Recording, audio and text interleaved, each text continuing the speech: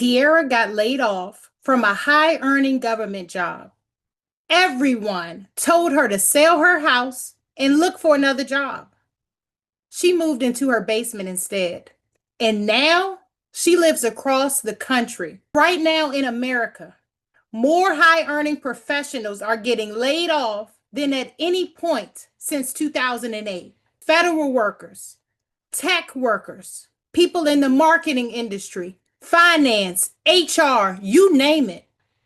If you think your job is your safety net, stay because you need this the most. Tierra had one of those jobs that everybody wants. Government, high earning, stable. So she thought. Then the layoff came. Her paycheck stopped. Everybody around her had the same advice. Sell your house.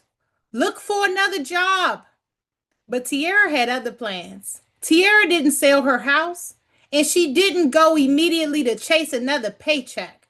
Between the noise of getting laid off and everyone's opinion about what she should do next, she built something. She built an offer.